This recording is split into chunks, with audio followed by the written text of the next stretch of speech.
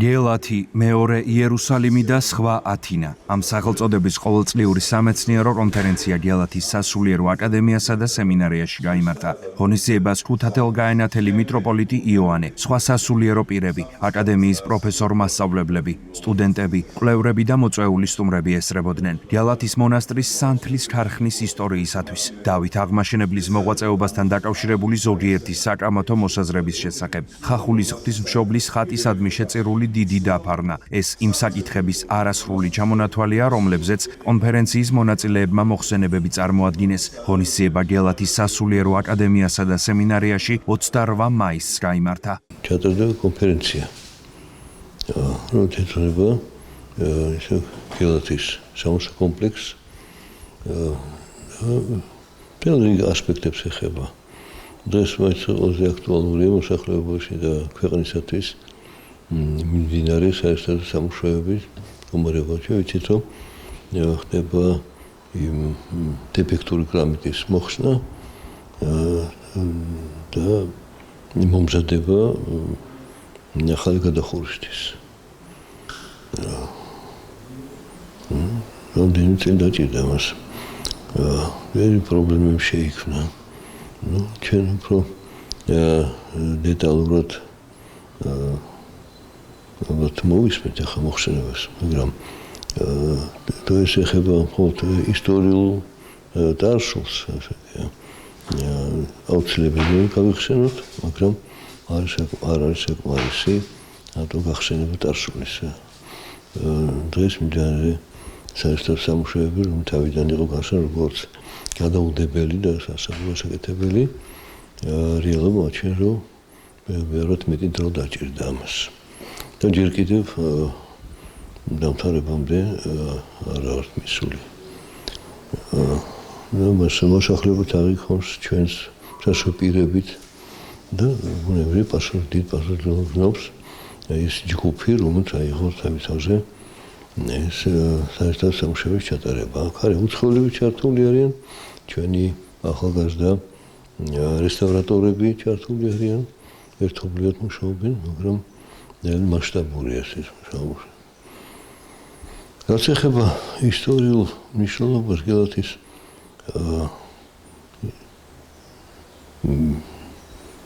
ისი დაარსება მეფე დავითის მიერ იყო ესეთი ნიშანი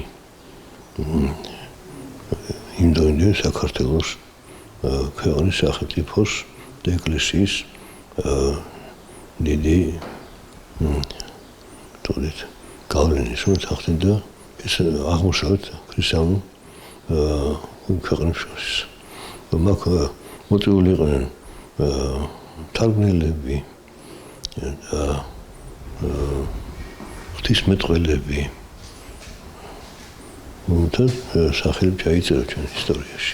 გამოჩენილი ჩვენი ღვთისმეტყველები და თარგმნელები მოღვაწეობდნენ გელათის აკადემიაში. მისი უნიკალურობა გომორევში იმაში, რომ როგორც მეფე დავითმა განსაზღვრა აღმაშენებელმა, ეს არის ათენი და იერუსალიმის ერთობა. ანუ საერო და სასულიერო მეცნიერების ერთობა. ამ მხრივ გელათი უნიკალურია. და დღესაც ჩვენ მოწოდებული ვართ, რომ ორივე ერთად იყო შეთანხმებული.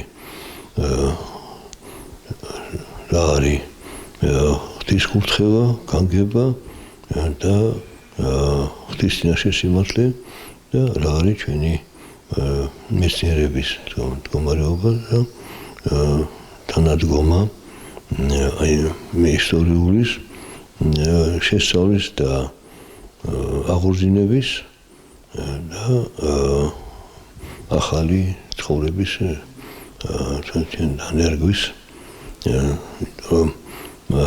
თქვენ იცით დაარსდა უბრალოდ აღდგა ერთობლივი ძალისხმევით ჩვენი ადგილსაყრელი პატრიარქის ილია მეორის და მაშინ მთავრობის მეთაურის მიერ გელათის აკადემიის სამეცნიერო აკადემიის აღიარება, რომელიც აქ ყოველდღიურად გელათობას იკრიბებიან ეს მეცნიერები, აქვს თავისი გამოცემები, წიგნების, მოხსენებები, განიხილება არა მარტო წარსული, უფრო მეტად თანამედროვე საკითხები, პრობლემები ჩვენი კულტურის სფეროში, ქართოლოგიის სფეროში და თანამედროვე სამყაროში დღეს საღვთისმეტყველო ხედვა მიმდინარე პროცესების ასეთად მნიშვნელოვანია.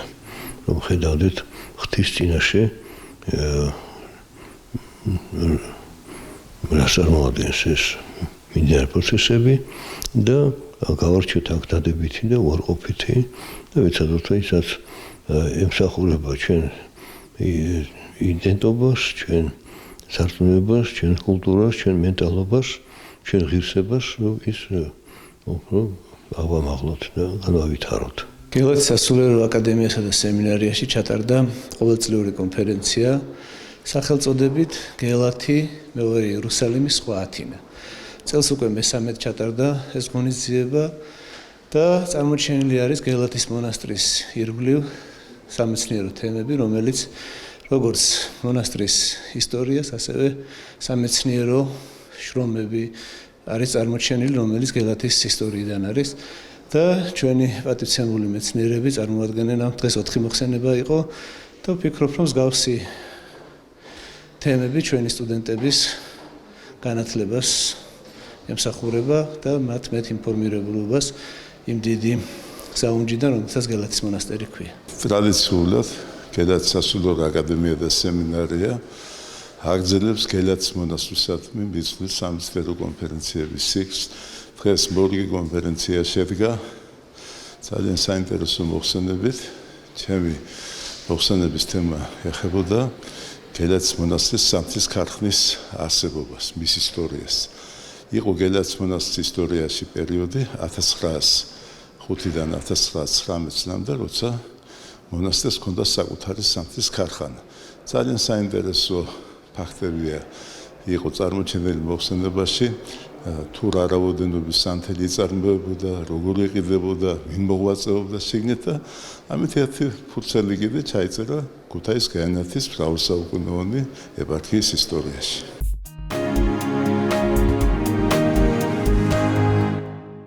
ინტელექტუალური კონკურსი სახელწოდებით ჩვენ ვსწავლობთ ბიბლიას დასრულდა. ფინალური ეტაპი და გამარჯვებულთა დაჯილდოების ცერემონია საქართველოს საპატრიარქოსთან არსებული ახალგაზრდობის სულიერი და ინტელექტუალური განვითარების ცენტრის საკონფერენციო დარბაზში გაიმართა. ღონისძიებას უძღვებოდნენ ჭყონდიდელი მიტროპოლიტი სტეფანე და გელათის მეცნიერებათა აკადემიის აკადემიკოსი, საპატრიარქოს ახალგაზრდული ცენტრის ხელმძღვანელის მოადგილე დეკანოზი ბიძინა გუნია. შემეცნებით კონკურსში საქართველოს ტერიტორიაზე არსებული საჯარო სკოლებისა და სასულიერო გიმნაზიების მოსწავლეები მონაწილეობდნენ. პირველ ადგილზე გასული გუნდი ისრაელში გაემგზავრება. მეორე და მესამე ადგილის მფლობელები ტაო-კლარჯეთს მოილოცავენ. დანარჩენი ფინალისტები კი საქართველოს ერთ-ერთ ეპარქიას ეწვევიან. შეგახსენებთ, რომ ინტელექტუალური კონკურსი ჩვენ ვსწავლობთ ბიბლიას წლებია ტარდება. პირველი ღონისძიება სრულიად საქართველოს კათოლიკოს პატრიარქ ილია მეორის ლოცვა-კურთხევითა და საქართველოს საპატრიარქოს ახალგაზრდული ცენტრის ორგანიზებით 2009 წელს გაიმართა. დღეს მნიშვნელოვანი დღე გახლავთ საქართველოს ეკლესიის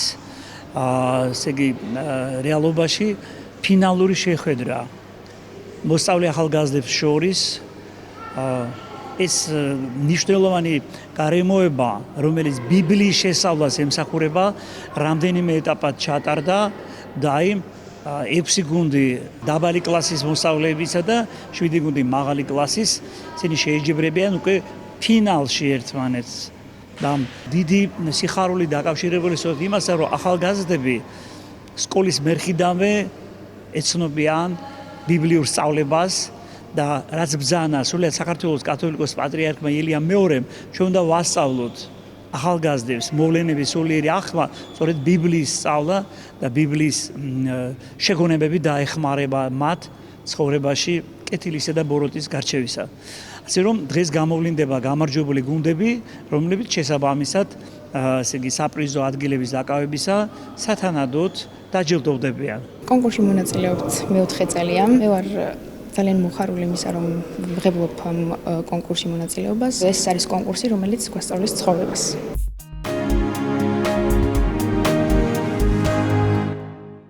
წმინდა ანდრია პირველწოდებულის სახელობის ქართულ უნივერსიტეტში კიბერუსაფრთხოების ერთობლივი სამაგისტრო პროგრამის მესამე და მეოთხე ნაკადის კურსდამთავრებულთა გამოსაშვები ცერემონია გაიმართა. ღონისძიება უმაღლესი სასწავლებლის რექტორმა ირაკლი ბრაჭულმა გახსნა. საზეიმო ცერემონია წმინდა ანდრია პირველწოდებულის სახელობის ქართულ უნივერსიტეტსა და ჩრდილოეთ კენტუკის უნივერსიტეტს შორის მრავალწლიანი თანამშრომლობის ფარგლებში გაიმართა. ღონისძიებას ბოდბელი მთავარეპისკოპოსი იაკობი, დიდი ბრიტანეთის ელჩი საქართველოში გარეთ უორდი, ჩრდილოეთ კენტუკის უნივერსიტეტის დელეგაციის წევრები, პროფესორ-მასწავლებლები და კიბერუსაფრთხოების ქართველი და უცხოელი სპეციალისტები ესწრებოდნენ. აღსანიშნავია, რომ წმინდა ანდრია პირველწოდებულის სახელობის ქართულ უნივერსიტეტში ბოდბელი მთავარეპისკოპოსი იაკობი სრულიად საქართველოს კათოლიკოს-პატრიარქის სრულუფლებიანი წარმომადგენელია.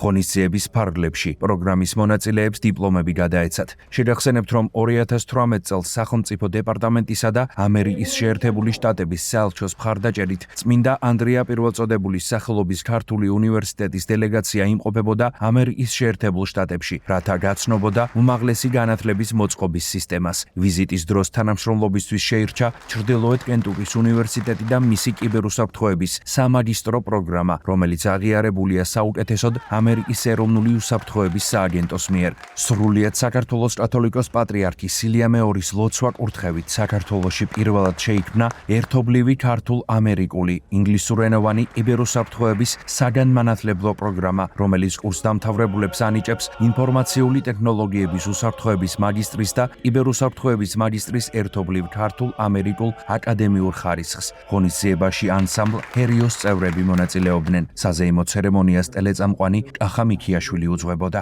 წმინდა ანდრია პირველწოდებულის უნივერსიტეტში დღეს დიდი დღე გვაქვს. მესამე და მეოთხე ნაკადებს გადავეცით დიპლომები. ეს იყო დამაგვირგვინებელი ეტაპი იმ ორწლიანი განათლების, რომელიც ჩრდილოეთ კენტუკის უნივერსიტეტსა და სანგუს უნივერსიტეტებში მათ გაიარეს. დღეს გახლავთ კიბერუსაფრთხოების ორმაგი პროგრამის გამოსაშვები დღე. ეს არის წმინდა ანდრია პირველწოდებულის კიბერუსაფრთხოების პროგრამა გაერთიანებული კენტუკის საერთაშორისო უნივერსიტეტის პროგრამასთან. მე გახლავართ კურსდამთავრებული, დღეს სამაგისტრო ღონისძიება გახლავთ და ძალიან კმაყოფილი ვარ. პირველ რიგში დიდი მადლობა საპატრიარქოს უნივერსიტეტს ამ შესაძლებლობისთვის, კენტუკის უნივერსიტეტს ამ გამოცდილებისთვის და მოხარულები ვართ, რომ გავხდით ამ პროგრამის მონაწილე. ჩვენ აქ ვიმყოფებით კურსდამთავრებულთა გამოსაშვებ ცერემონიაზე. სტუდენტებმა წარმატებით დაასრულეს პროგრამა, რომელიც ხორციელდება წმინდა ანდრია პირველწოდებულის სახელობის ქართულ უნივერსიტეტსა და ჩრდილოეთ კენტუკის უნივერსიტეტს შორის მრავალწლიანი თანამშრომლობის ფარგლებში. გასულ წელს 50-მა სტუდენტმა დაამთავრა. წელსაც კურსდამთავრებულთა რაოდენობა 50-ია. ჩვენთვის საამაყოა ეს პროგრამა. კურსდამთავრებულები განსაკუთრებულები არიან. მათ უნიკალური გამოცდილება მიიღეს, რადგან სწავლება გაიარეს ორ სხვადასხვა უნივერსიტეტში.